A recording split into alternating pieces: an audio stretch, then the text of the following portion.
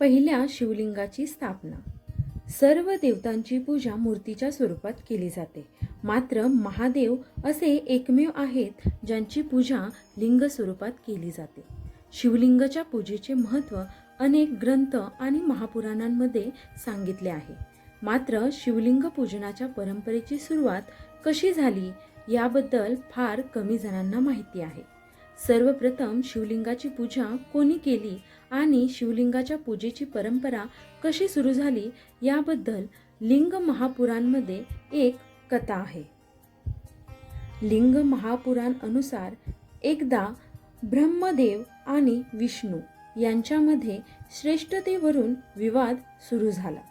स्वतःला अधिक श्रेष्ठ ठरवण्यासाठी दोघेही जण एकमेकांचा अपमान करू लागले. त्यांच्यामधील विवाद फार वाढला तेव्हा पूर्णपणे अग्नीने वेढलेले एक लिंग भगवान ब्रह्मा आणि विष्णू यांच्या मधोमध स्थापित झाले. दोघेही जण लिंगाचे रहस्य समजू शकले नाहीत. त्या अग्नियुक्त लिंगाचे मुख्य स्रोत जाणून घेण्यासाठी भगवान ब्रह्माने लिंगाच्या वरच्या दिशेने व विष्णूने लिंगाच्या खालच्या दिशेने जाणे सुरू केले. हजारो वर्ष शोध घेतल्यानंतरही ते लिंगाचे स्रोत शोधू शकले नाहीत.